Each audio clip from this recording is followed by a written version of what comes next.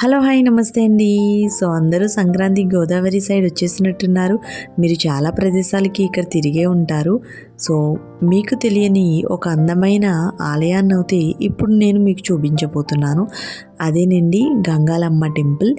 ఈ ఆలయం మనం నర్సాపురానికి 7 కిలోమీటర్ల దూరంలో ఎల్బీ చెర్ల అనే గ్రామంలో ఉందండి. సో మీరు గనక ఈ ఆలయానికి రాకపోతే తప్పకుండా వచ్చేయండి. ఈ ఆలయ ప్రాంగణం అంతా కూడా పచ్చని మొక్కలతో నిండి ఉంటుంది. ఇవన్నీ ఆర్టిఫిషియల్ మొక్కలు అనుకుంటే మీరు పప్పులో కాలేసినట్టే. ఇవన్నీ కూడా నిజమైన మొక్కలు. అవి కూడా 1, 2 కాదండి, రకరకాల మొక్కలు ఇక్కడ మనకి కనబడుతూ ఉంటాయి. ఇవన్నీ కేవలం షోయింగ్ కోసం పెట్టిన మొక్కలు అయితే అస్సలు కాదు. ఇవన్నీ కూడా ఇక్కడ భక్తులు తమ కోరికలు నెరవేరడంతో అమ్మవారికి సమర్పించుకున్న మొక్కలండి. చూశారు కదా ఎంత అందంగా ఉన్నాయో. సో ఈ అందమైన మొక్కల మధ్యలో ఒక దారి, చుట్టూ పొలాల మధ్యలో ఒక ఆలయం, అదే ఈ గంగాలమ్మ టెంపుల్ అండి. సో మీరు గనక ఈ ఆలయానికి రాకపోతే తప్పకుండా వచ్చేయండి. అండ్ ఈ ఆలయానికి ఒక విశిష్టత అయితే ఉంది. ఇక్కడ మనం చూసే మొక్కల్ని, పువ్వులు కానీ ఆకులు కానీ ఎవ్వరూ కొయ్యరండి. అలా కోస్తే ఇక్కడ అమ్మవారు తమ వెంట తమ ఇంటికి వచ్చేసి ఆగ్రహిస్తారని ఇక్కడ భక్తుల ప్రగాఢ విశ్వాసం అండి. అందుకనే ఇక్కడ ప్రతి ఆకు ప్రతి పువ్వు అమ్మకే చెందుతుందని ఇక్కడ భక్తులు నమ్ముతూ ఉంటారు.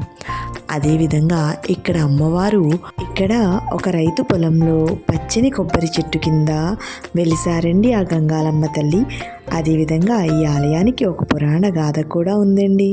ఈ కొబ్బరి చెట్టును తవ్వడానికి ప్రయత్నించిన మిషన్ అయితే చాలాసార్లు పాడవుతూ ఉండేదంటండి.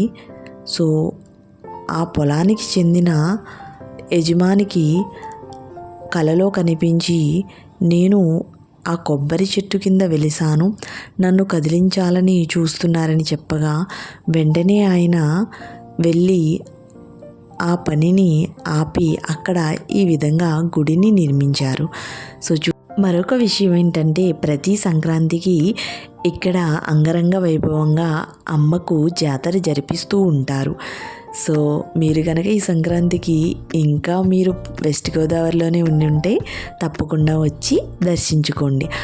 అదేవిధంగా ఇక్కడ మనకి ఈ ఆలయం కేవలం సంక్రాంతి వేళలోనే కాదండి, ప్రతి ఆదివారం కూడా అమ్మవారికి ఇక్కడ భక్తులు మొక్కులు చెల్లించుకుంటూ ఉంటారు.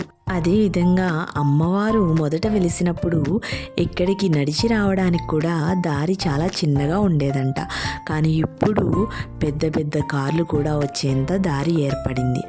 అదేవిధంగా ఎలాంటి పొల్యూషన్ లేని ఎంతో ప్రశాంతంగా ఉన్న వాతావరణంలో వెలిసిన ఈ అమ్మవారిని మీరు కూడా తప్పకుండా దర్శించుకుంటారని కోరుకుంటున్నాము.